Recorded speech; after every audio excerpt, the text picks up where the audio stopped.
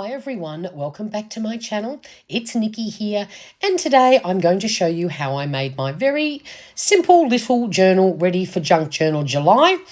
I started off with a pizza box, and I picked this sort of box because it only has a small spine, because I certainly don't need a ginormous one for a simple month journal. And there is a selection of papers that I tore out of old magazines with different types of fonts, and I coffee dyed them to try and tone them down a little bit. And I'm simply going to glue all these little pieces over the cover to hide the pizza part, because I don't think we need that on display. Just using a glue stick to pop these down.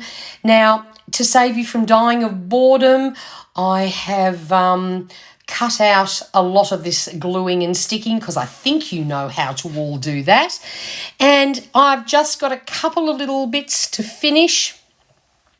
You'll see with this bit, I kept this bit in here because what I have done is some of them, as you can see, hung over the edge, and I have simply folded them and glued them down. Don't know if I'll line the inside yet. At this stage, I'm just leaving it as is. And I found a couple of little patches where my things didn't quite overlap as I needed to. So I'm just using some tiny little scraps to make sure you cannot see any evidence of that pizza box. And I realised that that font really is still quite bold. Now I'm just folding it over while the glue's still wet. It just helps it to sit closed a little bit better once it's completed. So, as I said, I was it was too bold. I definitely wanted to tone it down. So here I have got some gesso that I have mixed with water for two reasons. Number one, it was a very old tub of gesso.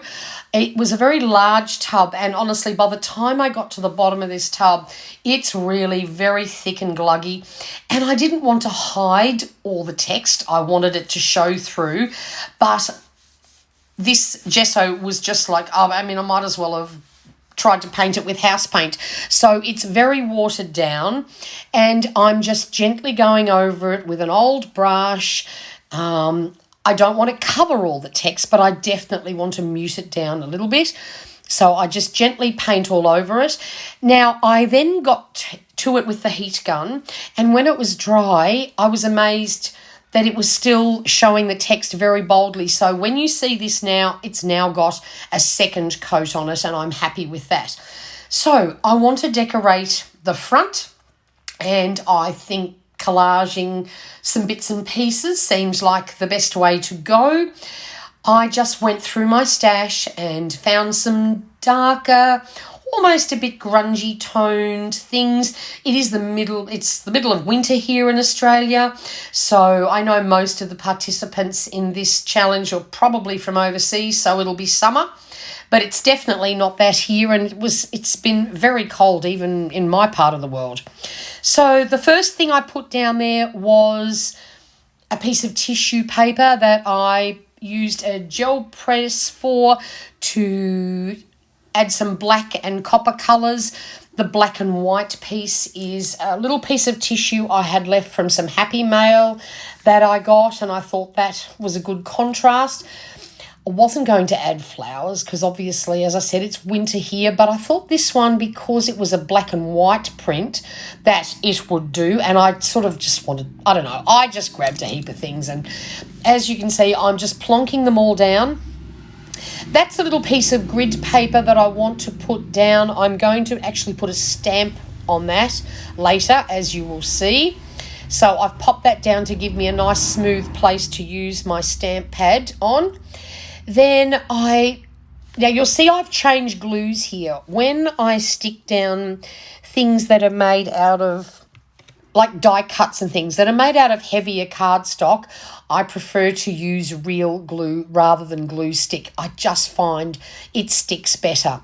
And as you can see, I am literally randomly popping things down on this page. I did not plan where all this was going to go.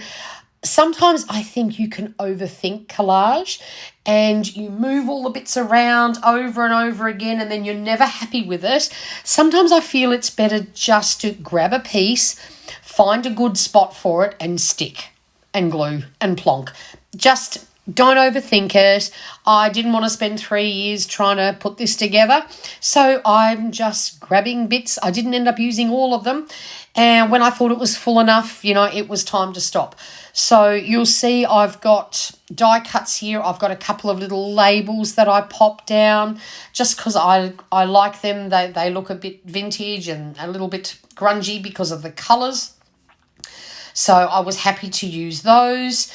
And I don't know, it's one of those things, I sometimes can overdo it and I stick madly, but I think I did okay here. I filled the page quite nicely, and I am actually really happy with how it turned out. I did audition that number a few times, just trying to find the perfect spot for it, but look, honestly, it's all good. I'm very happy with how it turned out. Now I've grabbed the stamp pad, my stamp pad, and this set of stamps that I bought from AliExpress ages ago. And I just like these little words. It says, "Art washes away from the soul the dust of everyday life," from Pablo Picasso. And I just wanted that on the cover because I honestly find, especially if I'm tired or I'm stressed, just creating something simple, and Junk Journal July is just that. Just a little bit of art every day. It is good for you.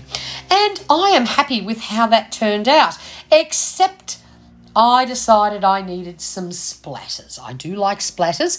So here I have the same copper colour paint that I used to make that gel press tissue so that the colours, you know, belong together. And I'm just splattering some all over. I probably didn't really need to put any on the back cover, but look, I had plenty of paint, so I'm literally just splashing some dots down. And this is now the papers I'm putting inside. I've got a piece of paper that was from invitations that I did years ago, some coffee dyed paper, a pale coffee dyed paper, a grungy envelope, coffee dyed grid paper, a piece of pianola paper, some deli wrap, some Amazon packaging that's all crinkly, another piece of coffee dyed paper, and the centerpiece is from a magazine that's also been coffee dyed. I've gone for a very neutral palette. This is not a big journal. I think it measures about 13.5 centimetres across by 14.5 centimetres down. And there it is, all complete. I used a very simple pamphlet stitch to stitch my papers in, and look at that. We are good to go. It did not take me long to make this. The only thing that really took time was was getting everything to dry. So I hope you enjoyed this. I hope you're ready for Junk Journal July. And if you haven't already subscribed, I would love it if you did, for lots of paper crafting videos. Until next time, bye for now.